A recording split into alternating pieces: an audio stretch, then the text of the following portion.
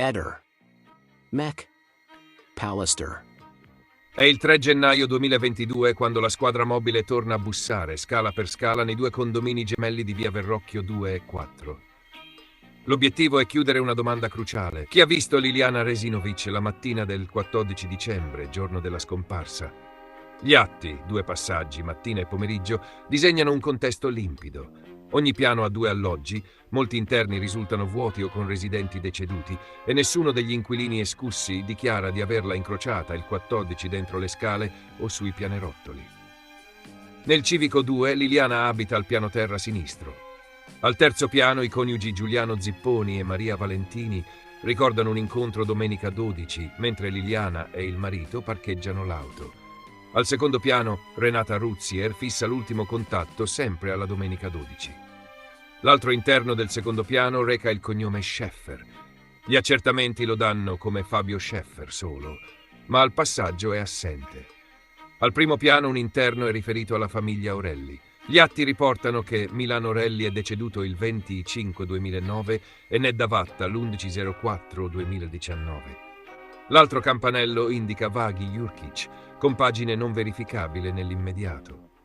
Al piano terra, fronte alloggio di Liliana, viene identificata Greta Dragan. Non ha visto Liliana il 14, dice di aver appreso della scomparsa solo alcuni giorni dopo e ricorda un avvistamento feriale nella settimana precedente, quando, con un impiegato postale al portone, si incrociano e aprono l'ingresso. Il controllo prosegue nel civico 4, stessa struttura. Al terzo piano un interno reca il campanello Colussi, ma è abitato da Daniela Capegli, vedova di Marino Colussi. Dall'altro lato Corrado Canazza risulta residente da solo. Al secondo piano Elena Venier riferisce un avvistamento nella settimana precedente la scomparsa. I coniugi Micheli Nasti sono assenti perché già escussi dalla terza sezione. Al primo piano Carla Polensig non ricorda contatti recenti. Si annota che Paolo Torelli è proprietario anche di un alloggio al piano terra. Al piano terra un campanello riporta Serazzin Mangione. Gli accertamenti d'archivio attestano che Giuseppe Serazzin, Ermenegilda Mangione e il figlio Antonio Serazzin sono deceduti. Nel secondo passaggio pomeridiano gli assistenti Giuseppe Fuliniti e Oriano Guiotto tornano sugli irreperibili. Parlano con Paolo Torelli. Conferma, nessun contatto con Liliana nei giorni immediatamente precedenti. Con Daniela Capelli, conferma, nessun movimento anomalo percepito. E identificano Oleksandr Gmanov al piano terra, piastrellista. Abita lì da circa 2 anni, esce presto e rientra tardi.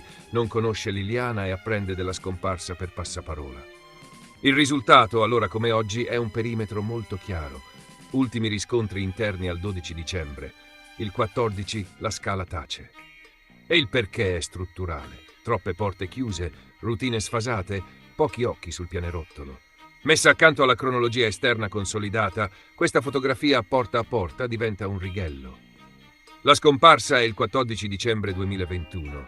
Il ritrovamento avviene il 5 gennaio 2022 nell'area del Parco di San Giovanni, ex OPP, in prossimità di via Edoardo Weiss. Dati di fatto fissati da cronache e comunicazioni istituzionali nelle ore del rinvenimento e ribaditi dagli approfondimenti successivi. Nel 2025 la superperizia disposta dalla Procura ha accantonato l'ipotesi suicidaria e indirizzato verso un'asfissia meccanica con intervento di terzi, compatibile, per dinamica e timing, con un decesso il 14 dicembre. Questo orientamento tecnico-medico è stato riportato in modo coerente da più testate nazionali. Il quadro digitale fornisce il secondo pilastro. Già dall'estate 2024 sono state evidenziate incongruenze tra tabulati di rete e contenuto logico del telefono di Liliana. In particolare è stata segnalata attività tra le 11:24 e le 13:06 sui tabulati non più visibile nel device e la mancata presenza nel registro del telefono della chiamata delle 8:22 del 14/12 con Claudio Sterpin. Da qui le richieste di approfondimento tecnico. Nel 2025 la Procura dispone accertamenti tecnici non ripetibili su un telefono che Sebastiano Visintin avrebbe regalato nel 2022 a una conoscente, dispositivo già sequestrato e ora al centro di un nuovo set di verifiche. Un filone che punta a chiarire eventuali sincronizzazioni, cancellazioni o allineamenti postumi.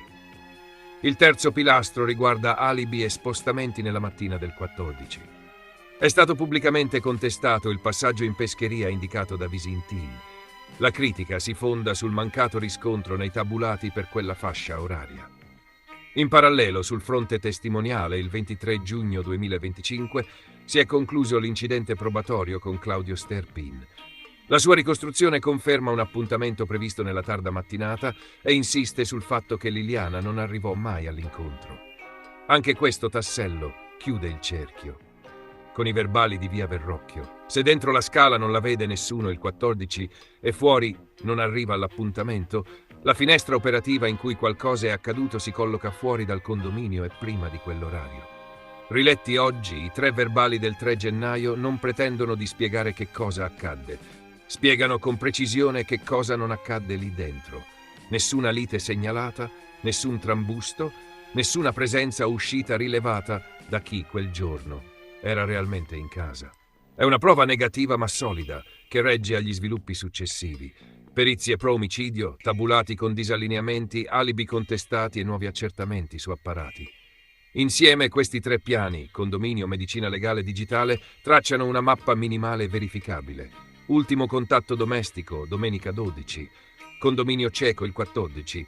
Decesso compatibile col 14. Spostamenti e attività telefoniche da ricostruire fuori scala.